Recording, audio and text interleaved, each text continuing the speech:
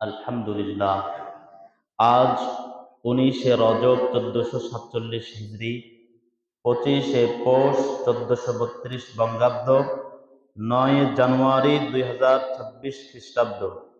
আজকের এই মহান দিবসে আল্লাহ পাক রব্বুল আলামিন আমাদের প্রতি অত্যন্ত দয়া মায়া ইহসান করে ভালোবেসে জুমার নামাজ আদায়ের উদ্দেশ্যে বাংলাদেশের ঐতিহ্যবাহী জেলা রাজশাহী এর অন্তর্গত তানোর থানার আওতাধীন আমশ তাতিয়ারপাড়া জামে মসজিদে উপস্থিত করেছেন।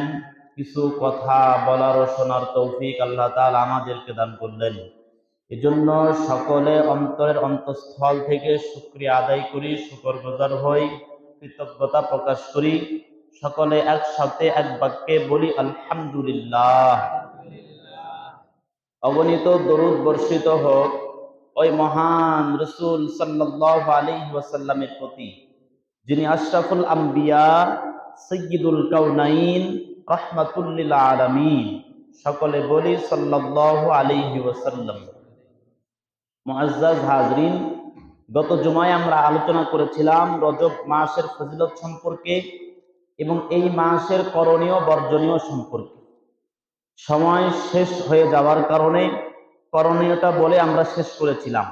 আজকে বর্জনীয় বিষয়টা বলে নতুন বিষয় আলোচনা শুরু করব। রজব মাসের বর্জনীয় কাজ কি? 1 নাম্বার, নির্দিষ্ট কোনো দিন তারিখের রোজা রাখা। মানে কোনো দিন নির্দিষ্ট করে রোজা রাখা যাবে না। পুরা রজব মাস যে কোনো সময় আপনার ইচ্ছা অনুযায়ী রোজা রাখবেন, ছাড়বেন আর আপনার ইচ্ছা মতো, কিন্তু একটা দিনকে নির্ধারণ করে নেবেন যে এই দিন রোজা রাখতেই হবে, এরকম জরুরি মনে করা যাবে না। 1 নাম্বার। দ্বিতীয় নাম্বার, 27 তারিখ শবে মেরাজের নামে রোজা রাখা। রজব মাসের 27 তারিখ শবে মেরাজের নামে রোজা রাখা, এটাও বর্জনীয় আমল, এটা আমাদেরকে বর্জন করতে হবে। 27 তারিখ শবে মেরাজ উপলক্ষে কোনো আমল নাই।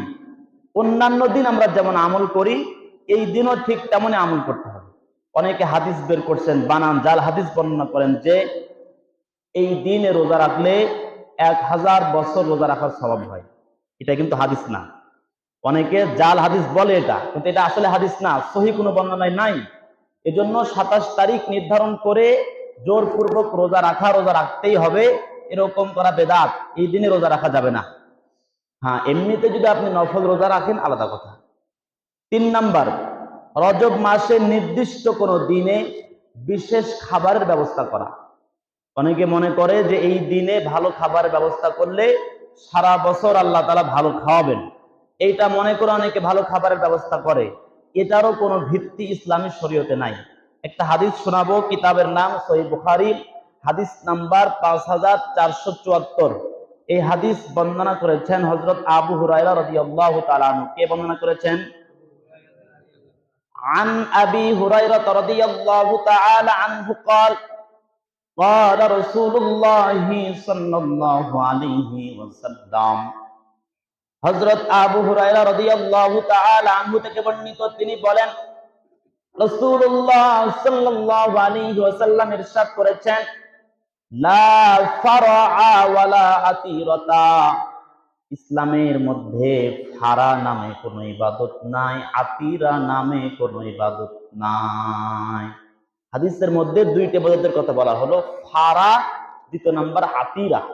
রাসূল বলছেন ফারা নামে এবং আতিরা নামে ইসলামের মধ্যে কোনো ইবাদত নাই। এখন ফারা কি জিনিস? ওয়াল ফারাউ আউয়ালু নিতাজিন কানা ইউনতাজু লাহুম কানু ইয়াযবাহুনাহু লিতাওয়াগিতিহিম। ফারা বলা হয় জাহিলি যুগের মানুষরা উটের যখন প্রথম বাচ্চা হইতো, এই বাচ্চাটাকে তাদের মূর্তির নামে জবে করত, উৎসর্গ করে দিত, এইটাকেই বলা হয় ফারা। জাহেলি যুগে তারা যেরকম উটের প্রথম বাচ্চাকে জবাই করত, ইসলামের মধ্যে এই ইবাদতের কোনো ভিত্তি নাই। কোন মূর্তির নামে পশু জবাই করার কোনো বিধান ইসলামের মধ্যে নাই। দ্বিতীয় নাম্বার আতিরা। আতিরা কি? ওয়াল আতিরাতু ফি রজব। রজব মাস আসলে এই মাসের মধ্যে তারা তাদের মূর্তির নামে, দেবদেবীর নামে পশু জবাই করত। এই রজব মাসের জবাইকৃত পশুকে আতিরা বলা হয়। হাদিসের মধ্যে রজব মাসে আতিরা নামক যে ইবাদত তারা করত এটাও নাই, এবং ফারা নামে যে ইবাদত করত এটাও ইসলামী শরীয়তে নাই। অতএব আমাদেরকে এর থেকে বিরত থাকতে হবে। জাহিলি যুগের মানুষরা রজব মাসে পশু জবাই করে এটা যে আনন্দ উপভোগ করাকে যেরকম ইবাদত মনে করত, সেটা যেরকম ইসলাম বাতিল করে দিয়েছে, ঠিক তদ্রুপ আগের মানুষ মনে করত এই জামানায় এই মাসের মধ্যে কোনো একটা দিন নির্ধারণ করে এই দিনে ভালো খাবারের ব্যবস্থা করলে সারা বছর ভালো খাবার সুযোগ হবে, এই ধারণা করে ভালো খাবারের আয়োজন করাও জায়েজ না, বেদাত। এমনি ভালো খাবার হতেই পারে, সেটা স্বাভাবিক বিষয়, কিন্তু এই নিয়তে করা যাবে না। এমনি আপনি রোজা রাখেন, কিন্তু সবে মেরাজের নাম দিয়ে রোজা রাখা যাবে না। বিষয়টা কি বলতে পারলাম? মুআজ্জাজ হাজরিন, রজব মাস আসলে বিভিন্ন মাজারে মাজারে, বিভিন্ন কবরে কবরে ওরসের নাম দিয়ে গরু জবাই করে, মহিষ জবাই করে, ছাগল জবাই করে ইত্যাদি। যারা বেশি ইশক প্রকাশ করে, বেশি মহব্বত প্রকাশ করে, তারা তো উট জবাই করে ফেলে বিভিন্ন মাজারে মাজারে রজব মাস আসলে ওরস নাম দিয়ে।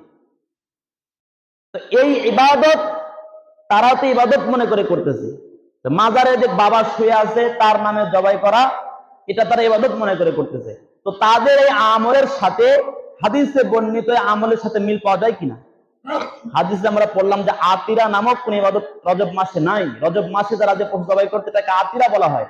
তো আমাদের সমাজের যে সমস্ত মুসলিম ভাইরা কবরে মাজারে ওরস নাম দিয়ে গরু জবাই করতেছেন, ছাগল জবাই করতেছেন, তো তারাও তো তাদের ইবাদতটাও তো আতিরার সাথে মিলে যায় কিনা?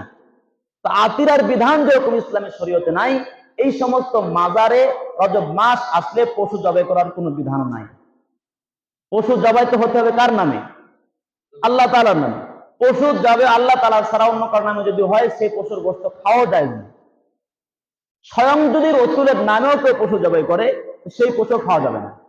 কারণ পশু উৎসর্গ হতে হবে, জবাই হতে হবে শুধুই আল্লাহ তাআলার নামে। তো আপনি আমি যে বাবার নামে মাজারে গিয়ে ছাগল জবাই করলাম, খাসি জবাই করলাম, গরু জবাই করলাম, তো আমার এই খাসি কি ভিত্তি হবে?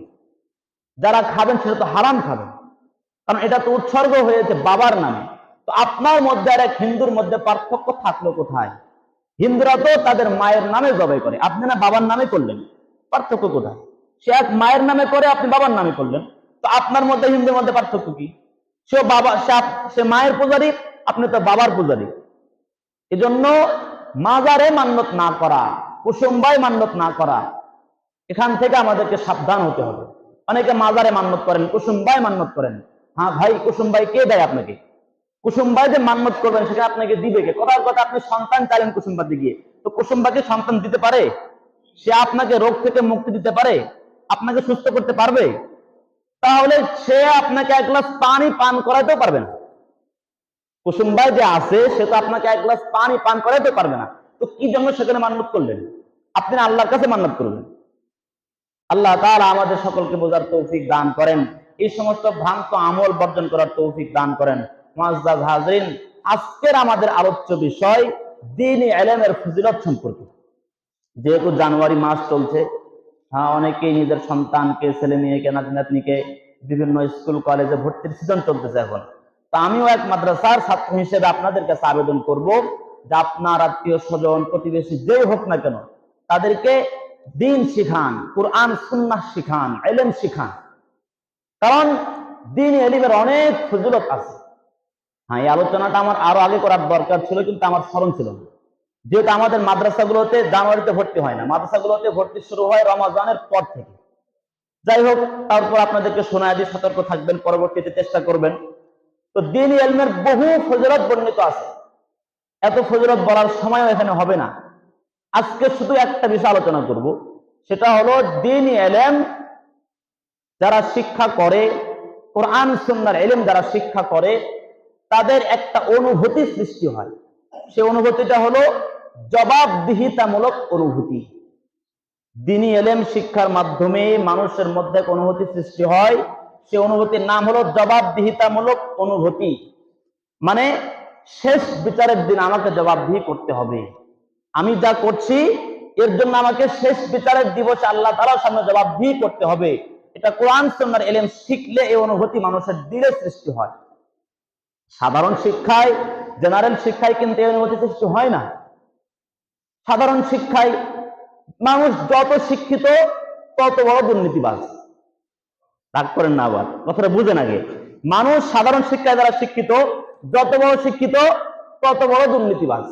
উদাহরণ দিই, পাকিস্তানের বর্তমান একজন আলেমের নাম হয়তো শুনে থাকবেন, আল্লামা তকি উসমানী দামাত বারকাতুহু। নাম শুনছেন? আল্লামা তকি উসমানী, তিনি বর্তমান পৃথিবীর সবচেয়ে বড় কয়েকজন ওলামা ইকরামের মধ্যে তিনি একজন। তো উনি পাকিস্তানের এক সময় প্রধান বিচারপতি ছিলেন, ইসলামী শরীয়তের বিচারপতি, ইসলামী হুকুম কায়েম করতে পারেন এরকম বিচারপতি।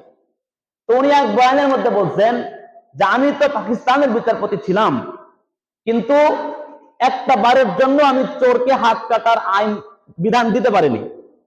তিনি যদি প্রধান বিচারপতি হন আর কোরআন দিয়ে বিচার করেন, তো যে চুরি করবে তার কি বিধান দিতে হবে? তার হাত কাটতে হবে। এই বিধান দিতে হবে কি হবে না? কিন্তু তিনি বলতেছেন যে আমি বিচারপতি থাকা অবস্থায় আমি একজনকেও এরকম হাত কাটার বিধান দেইনি, এই ফয়সালাই দেইনি আমি। আশ্চর্য ব্যাপার, আপনি তো শরীয়তের বিচারক, কেন জাননি? দুর্নীতি এত বেশি যে চোরকে তো আদালতে নিয়ে আসাই হইতো না, এ থানা থেকে পুলিশরা ঘুষকে সেখান থেকে ছাড়াই দিত। তাকে যদি কোর্টে নিয়ে আসা হয় তখন আমি বিচার করব, কোর্টে আনা হবে, আদালতে আনা হবে, তখন আমি বলবো যে তোমার হাত কাটা হবে। কোর্টেই তো নিয়ে আসা হয় না। তো দুর্নীতি, আচ্ছা বলেন তাহলে পুলিশরা শিক্ষিত না অশিক্ষিত? বলেন না, কথা বলেন, শিক্ষিত না অশিক্ষিত? শিক্ষিত হওয়ার পরে দুর্নীতি করলো কেন? কারণ শেষ বিচারের ভয় তাদের অন্তরে নাই। শেষ বিচারে যে আমাকে আল্লাহর সামনে দাঁড়াইতে হবে, শেষ বিচারের এই ভয় তাদের কাছে না থাকার কারণে এই দুর্নীতিগুলো করতেছে। পাকিস্তান যাবো কেন, আমার দেশের কথাই বলি, যখন যে দল ক্ষমতায় থাকে, আগে যারা ক্ষমতা থেকে পদচ্যুত হয়ে গেছে এদেরকে বলে যে এরা দেশটাকে লুটে পুটে খাইছে, দুর্নীতি করে খাইছে, দেশের টাকা লুট করছে, বলে কি বলে না? আবার এই দল যখন নামবে, পরবর্তী দল উঠবে, তারা বলবে যে আগের দল সবকিছু দুর্নীতি করে খেয়ে ফেলছে, দেশের টাকা লুট করছে, বিদেশে পাচার করছে, বলবে কি বলবে না? আচ্ছা বলেন, যদি দুই দলই তাদের কথায় সত্যবাদী হয় তাহলে বিষয়টা কি দাঁড়াবে? কথা বুঝেননি আপনারা আমার। যদি দুই দল তাদের দাবির পক্ষে সত্যবাদী হয় তাহলে বিষয়টা কি? দুই দলই দুর্নীতি করে, তাই কি না? যদি দুই দলের এরকম দুর্নীতি করে, আচ্ছা বলেন দুই দলে কি শিক্ষিত মানুষ নাই? শিক্ষিত মানুষ আছে কি নাই? আছে। তো শিক্ষিত মানুষ হওয়া সত্ত্বেও দুর্নীতি কেন? কারণ শেষ বিচারের ভয় তাদের অন্তরে নাই। শেষ বিচারের দিবসে যে আল্লাহ তাআলার সামনে আমাকে দাঁড়াইতে হবে, এই অনুভূতি তাদের ভিতরে না। ইসলামী শিক্ষা, কোরআন শিক্ষা, হাদিস শিক্ষা, সুন্নাহর শিক্ষা, এটা মানুষকে আল্লাহর ভয় অন্তরে সৃষ্টি করে দেয়। মানুষের অন্তরে আমাকে শেষ বিচার আল্লাহ তাআলার সামনে দাঁড়াইতে হবে, এই অনুভূতি তৈরি করে দেয়। এজন্য মুআজ্জাজ হাজরিন, আমাদেরকে ইসলামী শিক্ষায় শিক্ষিত হতে হবে, কোরআন সুন্নাহর আলোয় আলোকিত হতে হবে। উদাহরণ একটা দিই, হযরত ইউসুফ আলাইহিস সালাতু ওয়াস সালামকে জুলাইখা জিনা করার জন্য প্রস্তাব দিবেন। এই প্রস্তাব দেওয়ার জন্য তাকে একটা কামরায় নিয়ে গেলেন, রাজপ্রাসাদের কামরা, আমাদের মতো যেমন তেমন ঘর না, রাজকীয় কামরা, রাজকীয় সাজসজ্জায় সজ্জিত এক ঘর। এইখানের মধ্যে জুলাইখা ইউসুফ আলাইহিস সালাতু ওয়াস সালামকে জিনা করার প্রস্তাব দিবেন, তার সাথে জিনায় লিপ্ত হবে এরকম মনোবাসনা নিয়ে গিয়েছেন। ইউসুফ আলাইহিস সালাতু ওয়াস সালাম ওই ঘরে প্রবেশ করার পর দেখলেন রাজকীয় প্রাসাদ অনেক কিছু দিয়ে সুসজ্জিত করা, কিন্তু ঘরের এক কোণায় একটা ছোট কাপড় পড়ে আছে, একটা কাপড় রাখা আছে। ইউসুফ আলাইহিস সালামের মনে প্রশ্ন জাগলো, কি ব্যাপার, এত সুন্দর রাজপ্রাসাদ, এত সুন্দর ঘর, কিন্তু এই কোণায় একটা কাপড় পড়ে আছে কেন? এই কাপড়টার কারণে পুরো ঘরটার মানা নষ্ট হয়ে গেছে। এরকম হয় না যে পুরা ঘর সুন্দর কিন্তু ছোট্ট একটা বিষয়ের কারণে দেখতে খারাপ লাগছে, এরকম হয় কিনা? ইউসুফ আলাইহিস সালাতু ওয়াস সালাম জুলাইখাকে জিজ্ঞেস করলেন, ও জুলাইখা, কি ব্যাপার, এত সুন্দর প্রাসাদ তোমার, এত সুন্দর ঘর তোমার, কিন্তু ওই যে কর্নারের মধ্যে একটা কাপড় পড়ে আছে, কারণটা কি? এইটা কি না রাখলে হয় না? এবার জুলাইখা জবাব দেয়, ওই কর্নারে আমি যে মূর্তির ইবাদত করি, আমি যে দেবতার ইবাদত করি, সেই দেবতার মূর্তি ওইখানে রাখা আছে, আর আমি এখন যে তোমার সাথে জেনা করব, জেনায় লিপ্ত হব, এটা তো সেই মূর্তি দেখে ফেলবে, তার সামনে তোমার সঙ্গে আমার জেনা করা আমাকে লজ্জা দিবে, এই লজ্জার কারণে আমি কাপড় দিয়ে তাকে ঢেকে রেখেছি। আচ্ছা বলেন, মূর্তিকে কাপড় দিয়ে ঢেকে রাখলে দেখবে না? আচ্ছা কাপড় না দিক তাও দেখবে? যদি কাপড় না দেওয়া হয় মূর্তিকে দেখবে? দেখবে না। ইউসুফ আলাইহিস সালাতু ওয়াস সালাম জুলাইখাকে জিজ্ঞেস করলেন, জুলাইখা তোমার এই মূর্তি তো যদি তুমি কাপড় দাও তা তো দেখবে না, সেটা তো নিশ্চিত, কিন্তু কাপড় যদি না দাও তাহলে কি দেখবে? জুলাইখা বলেন দেখবে না। তাহলে তোমার লজ্জা কিসের? জুলাইখা বলেন, যেই কারিগরে মূর্তিকে বানিয়েছে এই মূর্তি দেখবে না ঠিক, কিন্তু তাকে দেখার শক্তি, দেখার চোখের অঙ্গভঙ্গি তাকে দিয়ে দিচ্ছে, যদিও সে দেখতে পারে না, কিন্তু দেখার মতো চোখটা যে আছে, আমি তার ইবাদত করি, তার সামনে জেনায় লিপ্ত হতে আমাকে লজ্জা দিবে। হযরত ইউসুফ আলাইহিস সালাতু ওয়াস সালাম জুলাইখাকে জবাব দিলেন, ও জুলাইখা, যেই মূর্তি দেখে না, কাপড় দিয়ে দিছো তাও দেখে না, কাপড় ছাড়াও দেখবে না, এইরকম মূর্তির সামনে তুমি জেনা করতে লজ্জা পাও, ভয় পাও, তাহলে আমি যে রব্বুল আলামিন আমাকে সৃষ্টি করেছেন, যে রব আমাকে বানিয়েছেন, ওই রব আমাকে দেখতেছেন, আমার সব কিছু দেখেন। রোজে কিয়ামতের সময়, শেষ বিচারের দিবসে রবের সামনে তোমার সাথে জেনা করে আমি কিভাবে দাঁড়াবো? সুবহানাল্লাহ। এইভাবে ইউসুফ আলাইহিস সালাতু ওয়াস সালাম জেনা থেকে বিরত থাকলেন। তাহলে দেখেন ইউসুফ আলাইহিস সালামের কি ভয় ছিল? শেষ বিচারের ভয়। শেষ বিচারের ভয় থাকার কারণে তিনি বাদশার স্ত্রীর সঙ্গে জেনায় লিপ্ত হতে পারেননি। জুলাইখা তো বাদশার স্ত্রী ছিল। মুআজ্জাজ হাজরিন, এখন অনেকের মনে প্রশ্ন আসবে, কারো কারো মনে প্রশ্ন আসতে পারে, ইউসুফ আলাইহিস সালাতু ওয়াস সালাম তো নবী ছিলেন, তো বিশাল ব্যাপার, পয়গম্বর, আল্লাহ তাআলার মনোনীত বান্দা, তার পক্ষে না এরকম গুনাহ থেকে বেঁচে থাকা সম্ভব? আমরা তো নবী না, আমরা তো সাধারণ মানুষ, আমাদের পক্ষে কি গুনাহ পরিত্যাগ করা সম্ভব? আমাদের পক্ষে কি এই অনুভূতি নিয়ে যে আমাকে শেষ বিচার দিবস আল্লাহ তাআলার সামনে দাঁড়াইতে হবে, এই অনুভূতি নিয়ে গুনাহ থেকে বেঁচে থাকা সম্ভব? তাদের জন্য আমি নবী না, সাহাবীদের ঘটনা বলছি। হযরত ওমর ইবনুল খাত্তাব, নাম শুনেছেন কখনো? হযরত ওমর ইবনুল খাত্তাব ইসলামের দ্বিতীয় খলিফা। রাসূলুল্লাহ সাল্লাল্লাহু আলাইহি সাল্লামের পরে ইসলামের প্রথম প্রধানমন্ত্রী হন হযরত আবু বকর সিদ্দিক রাদিয়াল্লাহু তাআলা আনহু। আবু বকর সিদ্দিক রাদিয়াল্লাহু তাআলা আনহুর ইন্তেকালের পরে দ্বিতীয় খলিফা, দ্বিতীয় রাষ্ট্রনায়ক হন হযরত ওমর ইবনুল খাত্তাব রাদিয়াল্লাহু তাআলা আনহু। হযরত ওমর ইবনুল খাত্তাব রাদিয়াল্লাহু তাআলা আনহু খেলাফতের মসনদে বসার পর, দেশের রাষ্ট্রের প্রধানমন্ত্রী হওয়ার পর তিনি প্রথম যে কাজটা করেছেন সেই কাজটা হলো দেশের মধ্যে যত মানুষ আছে সকলের খাবার নিশ্চিত করা। কি নিশ্চিত করা বলেন? একজন দেশের সরকারের প্রথম কাজ এটা। সে যখন ক্ষমতায় যাবে সর্বপ্রথম তার কাজ যে আমার জনগণের খাবার নিশ্চিত করতে হবে, আমার জনগণের কেউ যেন অনাহারে না থাকে, কেউ যেন উপবাস না থাকে, এটা একটা সরকারের প্রথম দায়িত্ব।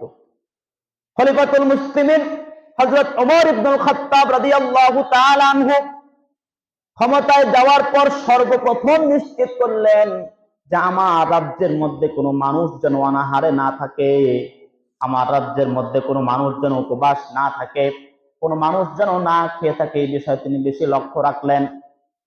খলিফাতুল মুসলিমিন ওমর ইবনুল খাত্তাব রাদিয়াল্লাহু তাআলা আনহু রাত্রে বেলায় মানুষের অবস্থা যাচাই বাছাই করার জন্য রাত্রিবেলায় বের হইতেন, এলাকা ঘুরে ঘুরে দেখতেন কোন মানুষের কি অবস্থা, কি হালত, কে কোন অবস্থায় আছে, সব কিছু পর্যবেক্ষণ করতেন। একদিন তিনি রাত্রিবেলায় পথ চলতেছেন, চলতে চলতে চলতে দেখেন এক বাড়ি থেকে ছোট্ট ছোট্ট বাচ্চার কান্নার আওয়াজ আসতেছে। খলিফাতুল মুসলিমিন আগায় গেলেন, দেখেন ওই ঘরের সামনে এক মা, এক মহিলা চুলায় জাল দিচ্ছেন, কি যেন রান্না করতেছেন। খলিফাতুল মুসলিমিন আগ্রহের সঙ্গে জিজ্ঞেস করলেন, মা কি ব্যাপার, তোমার বাচ্চাগুলো ঘরে কান্না করতেছে আর তুমি বাইরে কি যেন জাল দিচ্ছ, ব্যাপারটা কি? এবার ওই মহিলা জবাব দেয়, আমার এই সন্তানগুলো ক্ষুধার্ত তৃষ্ণার্ত, খাবার খাওয়ার জন্য, কোন আহার করার জন্য কোনো খাবারের ব্যবস্থা নাই, এদের বাবা মারা গেছে, এদের খাবার দেওয়ার কেউ নাই, আমার কাছেও কোনো খাবার নাই, সারাদিন কোনো খাবারের ব্যবস্থা করতে পারি নাই, এজন্য তারা না খেয়ে ক্ষুধার তাড়নায় ছটফট করে কান্না করতেছে। খলিফাতুল মুসলিমিন ওমর ইবনুল খাত্তাব রাদিয়াল্লাহু তাআলা আনহু জিজ্ঞেস করলেন, তুমি চুলায় কি রান্না করতেছো, কি জাল দিচ্ছ? এবার ওই মহিলা জবাব দিল, এই পাতিলের মধ্যে আমি কিছু পাথর রেখে দিয়েছি, পানি দিয়েছি, এগুলো আমি জাল দিয়ে গরম করতেছি। আসলে কোনো খাবার তো নাই, কিন্তু এই চুলায় জাল দিয়ে বাচ্চাদেরকে সান্ত্বনা দিচ্ছি যে খাবার রান্না হচ্ছে। এই সান্ত্বনা পেতে পেতে তারা যেন ঘুমায় যায়, এটা আমি চাই। মহিলা তো আর জানে না যেটা খলিফাতুল মুসলিমিন।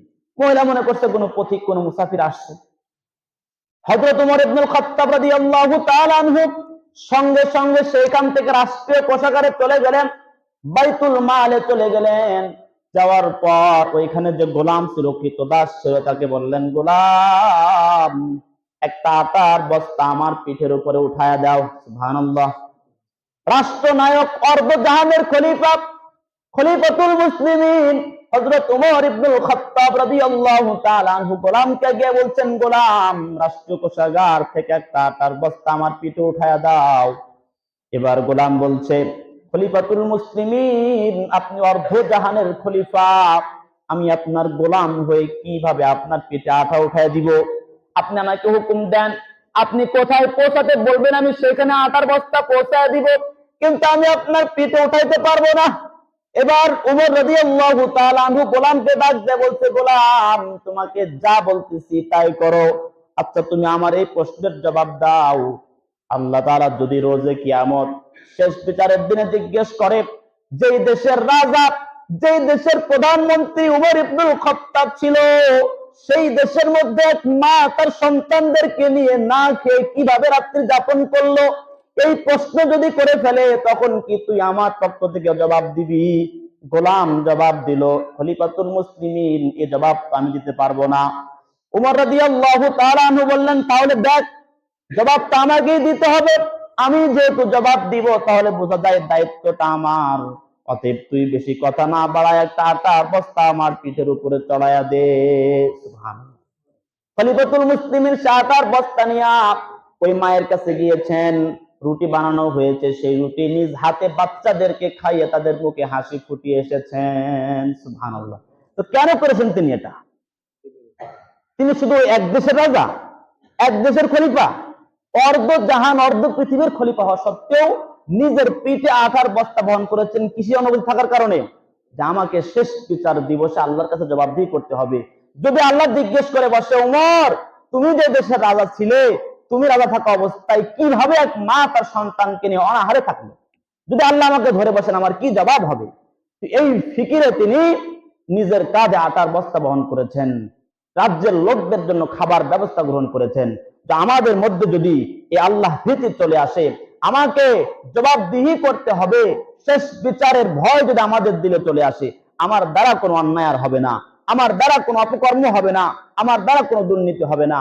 আর এই অনুভূতিটা একমাত্র শেখানো হয় ইসলামী শিক্ষায়, কোরআন ও সুন্নাহর মাধ্যমে এই অনুভূতি মানুষের দিলে সৃষ্টি হয়। এজন্য মুআজ্জাজ হাজরিন, কোরআন সুন্নাহয় শিক্ষিত হতে হবে।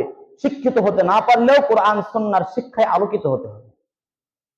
এবার অনেকের মনে প্রশ্ন আসবে, কারো কারো মনে প্রশ্ন আসতেও পারে যে হযরত ওমর ইবনুল খাত্তাব রাদিয়াল্লাহু তাআলা আনহু, তিনি তো অনেক বড় মাপের সাহাবী, তার তো ঈমান অনেক মজবুত, অনেক বড় শিক্ষিত মানুষ তিনি, তার পক্ষে না এরকম সম্ভব।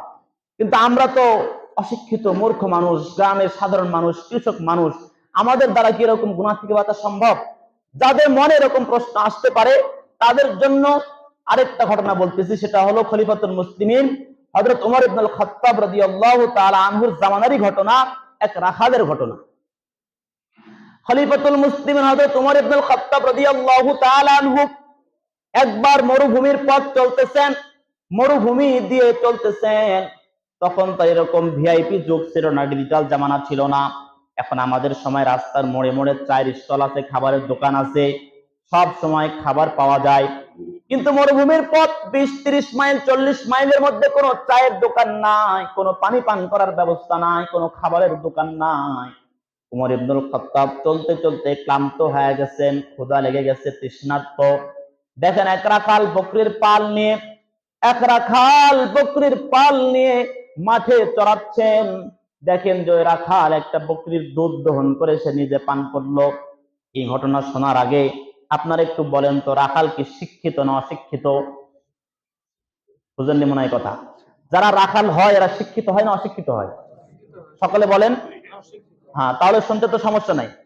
এই অশিক্ষিত রাখাল একটা বকরির দুধ দহন করে নিজে পান করতেছে। দুধ পান শেষে খলিফাতুল মুসলিমিন ওমর ইবনুল খাত্তাব রাদিয়াল্লাহু তাআলা আনহু তার কাছে গিয়ে বললেন, রাখাল ভাই, অনেক দূর থেকে সফর করে আসতেছি, আমি অনেক দূর থেকে আসছি, মুসাফির মানুষ, ক্ষুধার্ত, আমার কাছে কোনো খাবার নাই, পান করার জন্য কোনো পানিও নাই, তুমি যদি একটা বকরির দুধ দহন করে আমাকে দিতে আমি পরিতৃপ্ত হইতাম। রাখাল কর ওমর রাদিয়াল্লাহু তাআলা চিনে না, তখন তার এরকম নেট দুনিয়া না যে সকলে প্রধানমন্ত্রীকে চিনবে। আমাদের সময় সহজ হয়ে গেছে নেট থাকার কারণে, শুধু বাংলাদেশের না সব দেশের প্রধানমন্ত্রীকে মানুষ এখন চিনে, কিন্তু ওই সময় তো এরকম নেট দুনিয়া ছিল না, যার কারণে প্রধানমন্ত্রীকে আর রাষ্ট্রনায়ককে কে জানে, বেশির চেয়ে বেশি নাম জানে যে ওমর হলো বর্তমান সময়ের খলিফা। তো ওই রাখাল ওমর রাদিয়াল্লাহু তাআলা আনহুকে চিনে না, সরাসরি না করে দিয়েছে যে আমি তো এই ছাগলের মালিক না, আপনাকে ছাগলের দুধ দহন করে আমি খাওয়াইতে পারবো না, এটা আমার মালিকের আমানত, আমার কাছে রক্ষিত, আমাকে আমানত দেওয়া হয়েছে, আমি জিম্মাদার মাত্র, আমি এই ছাগলগুলো চড়াই, এখান থেকে মাস শেষে আমাকে বেতন দেওয়া হয়, আর আমার ক্ষুধা লাগলে আমি একটা বকরির দুধ দহন করে খাইতে পারবো, অনুমতি আমার নেওয়া আছে, সেটা তো আমি খেয়ে ফেলেছি, সেটা না খাইলে হয়তো সেটা আমি তোমাকে দিতে পারতাম, কিন্তু এখন তো আমার করণীয় কিছু নাই। ওমর রাদিয়াল্লাহু তাআলা আনহু ক্ষুধার্ত, তৃষ্ণার্ত, খাবার নাই, পানিও নাই, কিন্তু এক রাখালের দিলে যেরকম এরকম আমানতদারিতার কথা শুনেছেন, তার দিল প্রশান্ত হয়ে গেছে, রাষ্ট্রনায়ক খুশি হয়ে গেছেন। আমার দেশের এক রাখালের ঈমান যদি এত মজবুত হয়, এক রাখালের আমানতদারিতা যদি এত মজবুত হয়, তাহলে তো এই যুগটাই হবে সোনালী যুগ। সুবহানাল্লাহ। খলিফাতুল মুসলিমিন হযরত ওমর ইবনুল খাত্তাব রাদিয়াল্লাহু তাআলা আনহু মনে মনে চিন্তা করলেন, আসলেই কি রাখাল প্রকৃত আমানতদার, আসলেই কি ঈমানদার, নাকি আমাকে ধোঁকা দেওয়ার জন্য, আমাকে দুধ না দেওয়ার জন্য বাহানা করতেছে, আমাকে একটু পরীক্ষা করতে হবে, আমি অনাহারে থাকি সমস্যা নাই, এই রাখালকে একটু পরীক্ষা করে নেই। খলিফাতুল মুসলিমিন রাখালকে এবার প্রস্তাব দিল, রাখাল ভাই, একটা ছাগল তুমি আমার কাছে বিক্রি করে দাও, তুমি একটা ছাগল বিক্রি করলে তোমারও লাভ হবে আমারও লাভ হবে। কি লাভ? তুমি যদি ছাগল আমাকে বিক্রি করে দাও, আমি এর দুধ দহন করে পরিতৃপ্ত হব, আমার পেট ভরে যাবে, আর তুমি যদি ছাগল বিক্রি করে যে টাকা পাবে, অতিরিক্ত টাকা, তুমি তো মাস শেষে তোমার নির্ধারিত বেতনও পাবে, আবার অতিরিক্ত টাকাটাও পাবে, এটা তোমার জমা থাকবে অতিরিক্ত টাকা। এবার রাখাল এই কথা শুনে ওমর রাদিয়াল্লাহু তাআলা আনহুর উপর রাগান্বিত হয়ে গেল, বলল, ভাই, আচ্ছা বলেন, আমি যদি আপনাকে এই বকরি একটা দিয়ে দিলাম, বিক্রি করে দিলাম, আচ্ছা বলেন, মালিক যখন আমার এই পালের ছাগলগুলো গণনা করবে, তখন আমি ধরা পড়বো কি পড়বো না? তখন গণনা করলে একটা ছাগল পাওয়া যাবে না, তখন আমি কি জবাব দিব? ওমর রাদিয়াল্লাহু তাআলা আনহু শিখিয়ে দিলেন, ঠিক আছে, তোমার মালিক যখন ছাগল গণনা করে একটা ছাগল পাবে না, তখন তুমি তোমার মালিককে জবাব দিও যে বাঘে খেয়ে ফেলেছে, বাঘে ধাওয়া করেছিল, একটা ছাগল ধরে নিয়ে চলে গেছে। বাঘ যদি কোনো ছাগল খেয়ে ফেলে, রাখাল কিছু করতে পারবে? রাখালের তো করার কিছু থাকবে না। তুমি যদি বাঘের নাম দিয়ে দাও যে বাঘ খেয়ে ফেলেছে, তাহলে তোমারও কোনো দোষ থাকবে না, তোমারও কোনো বিচার হবে না, ফাঁকে ফাঁকে তোমার অতিরিক্ত কিছু টাকাও জমা হয়ে যাবে। এই প্রস্তাব দিলেন। রাখাল বলল, আচ্ছা, মালিককে বলবো যে একটা ছাগল বাঘে খেয়ে ফেলেছে, ঠিক আছে, দুনিয়াতে না হয় আমি পার পেয়ে গেলাম, আচ্ছা বলেন, রোজে কিয়ামত আল্লাহ তাআলা যখন আমাকে জিজ্ঞেস করবেন, এ রাখাল, ওই দিন তুই ছাগলটা কি করছিলি, তখন আমি কি জবাব দিব? সুবহানাল্লাহ। সকলে বলেন সুবহানাল্লাহ। রাখালের দিলে ভয়, শেষ বিচারের দিবসে আল্লাহর কাছে কি জবাব দিব, এইটা দেখে ওমর রাদিয়াল্লাহু তাআলা আনহু খুশি হয়ে গেছেন। দেখেন, এক রাখালের মধ্যেও যদি আল্লাহ ভীতি চলে আসে, তার দ্বারা কোনো অপকর্ম হতে পারে না, তার দ্বারা কোনো অন্যায়, কোনো দুর্নীতি হওয়া সম্ভব না। এই দুর্নীতি মুক্ত, অপকর্ম, নিন্দনীয়, গর্হিত কাজ মুক্ত যদি সমাজ গড়তে হয়, তো কোরআন সুন্নাহর শিক্ষার কোনো বিকল্প নাই। মুআজ্জাজ হাজিন, কোরআন সুন্নাহর শিক্ষাই মানুষকে, আমাকে শেষ বিচারের দিবসে আল্লাহর কাছে হাজির হইতে হবে এই অনুভূতি শিক্ষা দেয়। মানুষকে জবাবদিহিতামূলক শিক্ষা কোরআন সুন্নাহ শিক্ষা দেয়। কারণ যারা কোরআন সুন্নাহ শিক্ষিত হয়, তাদের দিলে ভয় থাকে যে আমাকে তো জবাব দিতে হবে, আমি যে অন্যায়টা করবো, এই অন্যায়টা জবাব দিতে হবে, এই ভয় প্রত্যেকের দিলে থাকে। মুআজ্জাজ হাজরিন, এজন্য কোরআন সুন্নাহর শিক্ষায় শিক্ষিত হওয়া। হ্যাঁ, এখন বলবেন যে এখানে তো অনেক মানুষ বয়স হয়ে গেছে, এখন তার কোরআন সুন্নাহর শিক্ষায় শিক্ষিত হতে পারা সম্ভব না। হ্যাঁ, যাদের ছেলে মেয়ে আছে, সন্তান আছে, নাতি নাতনি আছে, তাদেরকে কোরআন সুন্নাহ শিখাবেন। আর এই যে জুমার পূর্ব মুহূর্তে আমরা অল্প কিছুক্ষণ সময় বসি, বিভিন্ন ওয়াজ মাহফিলে যায়, বিভিন্ন তাফসীরুল কোরআন মাহফিলে যায়, তো এইগুলো এখানে গেলে আপনার আমার অন্তর পরিবর্তন হবে। সেখানে আল্লাহর আদেশ শুনবো, নিষেধ শুনবো, কোরআনের বাণী শুনবো, হাদিসের বাণী শুনবো। জুমার পূর্ব মুহূর্তে কোরআন হাদিসের বাণীগুলো শুনে নিজেদের অন্তরকে আমরা পরিশুদ্ধ করব। কেমন পরিশুদ্ধ? আপনার অন্তর পরিশুদ্ধ হচ্ছে কেন কিভাবে বুঝবেন? আপনি যখন কোনো গুনাহের কাজ করবেন, তো দেখবেন যে আপনার মধ্যে আল্লাহর ভয় আসতেছে কিনা। আপনি একটা গুনার কাজ করতেছেন, তো দেখবেন যে আমি এটা করলে আল্লাহকে জবাব দিতে হবে।